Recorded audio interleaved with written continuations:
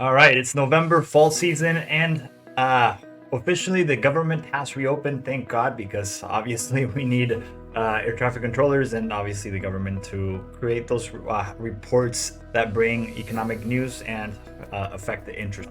So that's done. 50-year mortgages are also in the talk, and interest rates kind of staying put until probably we get more economic numbers. But anyway, this is the November San Diego real estate housing market update, and here we go. All right, so in my life, actually, my beautiful partner Maria and her friend are decorating the baby's room. As you can see from this picture, it's kind of like a lime wash pink color. They have some dark spots and then some lighter spots, so it actually comes out pretty cool.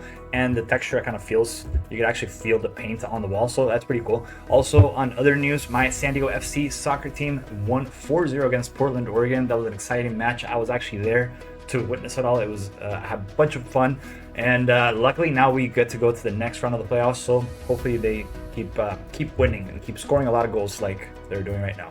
Now, for interest rates actually increased to 6.38%. That is up from 6.31% last year for a 30-year fixed mortgage. Now, compared to that same time last year, we're at 7.05%. Hopefully, with the now government open, we can actually get some more economic news, and if they're not so good, then we'll probably get a drop in interest rate, but probably they're going to be maintaining around this range unless again some economic news happen. Now, for in the news, obviously, as I said, the government has reopened finally, so no more worrying about air traffic. And obviously, as you might have heard, Trump announced maybe a 50-year mortgage, which I actually don't agree with. I kind of don't like it, but I ran into an interesting article that was in the A Wealth of Common Sense website by a person named Ben Carlson. So he took a $500,000 mortgage at 6%, fixed for 30 and 50 years, and compared them. So here's a 30-year, here's a 50-year. Your monthly payment on a 30-year is $29.88. On a 50-year, you're looking at $26.32. That's a difference about $366 cheaper if you went with the 50-year. Now, total interest rates, that's where they get you. The total interest paid over the life of the 30-year loan is $579,000 compared to that 50-year loan.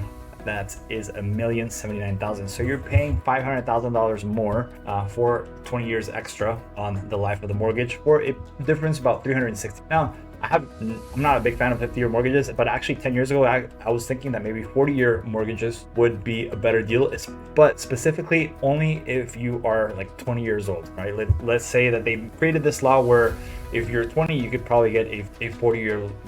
Now, to me, that doesn't sound bad because you are able to buy a property in your 20s, and that would actually help you buy a property with a 40-year loan. At the end of the 40-year cycle, you're probably going to be in your 60s when you pay it off, which is anyway retirement age. So I'm going to play a little bit devil's advocate, right? Because I don't know if you saw it in the news, but recently the average first-time homebuyer is 40 years old. Can you believe that? 40 years. Now, I took the scenario that was on that website. So I put here the 50-year mortgage and the 30-year mortgage, and here are their prospective payments, right? With the total interest paid over a 50-year period and the total interest paid over a 30-year. Now, let's do another assumption, right? Assuming the average first-time homebuyer is 40 years old, and let's say now, because you open up these 50-year mortgages, now let's say that people in their 20s can buy property. So comparing that, let's say that you rented for 20 years, right, when you're 20, and your monthly payment is $2,500 a month, right? So at the end of those 20 years, you're going to be paying $806,000, assuming that there's a 3% increase year over year on the rental rate, right? Now let's assume that at 40-year-old you buy, right? You buy with a 30-year mortgage at 6%. So you're going to be paying that $579,000 over the life of the loan. Now, this is assuming that you're buying a $500,000 property, right? So, which at the end of 20, after renting for 20 years, that might not be the case, but let's just do the assumption anyway. Now, keep in mind, if you are renting, you're not going to get the interest deduction from your taxes or the property tax deduction. So, but anyway, let's just compare what you're actually paying, right? Which is the $806,000 for the period of 20 years, and for a 30-year loan, you're going to be paying $579,000. So that's a total of $1,385,000 for the same 50-year period. So now the 50-year mortgage doesn't seem to be that bad, right? But anyway, I don't agree with it. I think you should be able to pay off your home even sooner. So that's my advice. Anybody that try to pay it off, the better. Now, for inventory actually decreased about 15% from last month. around 5,669 units. Compared to that same time last year, we only had a 2.2% drop. So that's definitely a lot bigger drop than we had last year.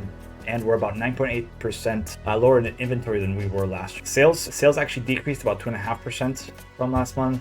Last year we actually had an increase of about 5.2%, and we are higher in sales than we were last year, even though that decreased last month by 1.8. Prices, on the other hand, actually went down last month about 0.3% to $581 a square foot, or $1 million for a medium price home. Compared to that same time last year, there was an increase about 2.2% to around $603 a square foot. And sorry to be the bearer of bad news, but we actually saw price dip around 3.6% from last. Now, comparing the market time actually increased as well, about 2.7% to 36 days on the market. Last year we were sitting at 30%, which is 16% less. And again, we won't see market time drop unless we get probably to drop. And inventory is dropping already, so we just need interest rates to drop.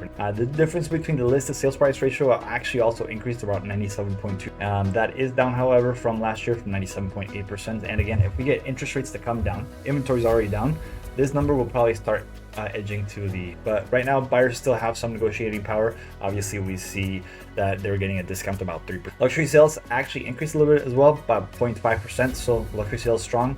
Definitely stronger than last year. We're at 16% higher in sales, over $2 million than we were last year. We saw a big drop last year from September to October, about 8.7% in sales. Inventory also decreased, big drop, 11.6% last month. Compared at the same time last year, there was a 15% drop. And again, last year the same period, we had 3.6% drop from September to October. Again, thank you very much for watching this market update. If you have any questions or want to have specific statistics on your neighborhood, please don't hesitate to reach out to us. Again, subscribe to My Home Value at mysandiegosvalue.com. Thank you again for watching, and we'll see you next month.